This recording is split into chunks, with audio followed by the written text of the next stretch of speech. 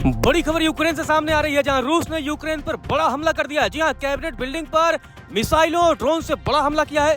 Kyiv पर रूस ने ड्रोन और मिसाइलों से यह हमला किया है। रूस के हमले में 2 लोगों के मौत की खबर है। आपको बता दें कि रूस और यूक्रेन के बीच जारी युद्ध लगातार बड़ा रूप लेता जा रहा है। इसी बीच खबर है कि रूस की ओर से यूक्रेन की राजधानी कीव पर एक बार फिर ड्रोन और मिसाइलों से हमला किया गया है। इस हमले में कम से कम 2 लोगों के मारे जाने की खबर है। आपको बता दें कि बड़े पैमाने पर रूसी ड्रोन और मिसाइलों ने कीव पर हमला बोला है।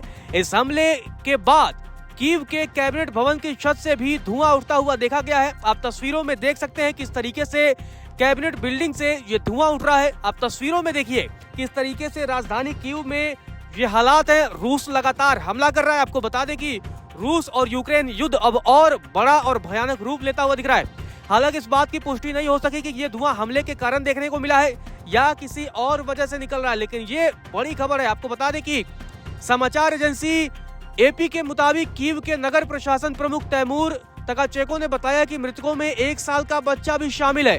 बच्चे का शव मलबे से निकाला गया है। कीव के मेयर विटाली क्लिंचतो ने बताया है कि रूस की ओर से दागे गए ड्रोन का मलबा स्व्यातोनिश्की जिले के एक आवासीय इमारत और कीव के डर्नित्स्की जिले की एक इमारत पर गिरा है। वहीं इस हमले में 10 से ज्यादा लोगों के घायल होने की खबर है।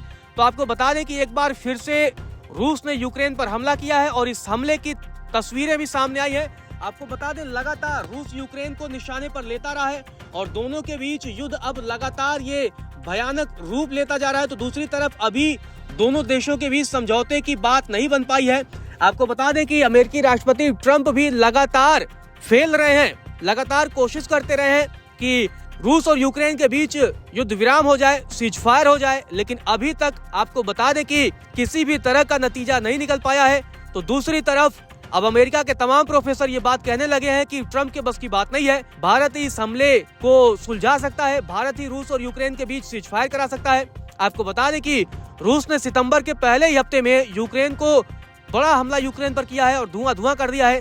1300 से ज्यादा ड्रोन अटैक किए गए हैं। आपको बता दें कि सितंबर में जहां पूरी दुनिया में कई बार चर्चा हो रही थी कि शायद रूस और यूक्रेन के बीच युद्ध विराम हो जाएगा, तो दूसरी तरफ पुतिन और जेलेंस्की के बीच भी बातचीत की संभावना बनती दिख रही थी। चीन की सरजमी से रूसी राष्ट्रपति व्लादिमीर पुतिन ने जेलेंस्की को मॉस्को बुलाया भी था, लेकिन अभी तक उनकी तरफ से कोई स्वीकृति नहीं आई है। इस बीच अब रूस ने फिर से बड़ा हमला किया है।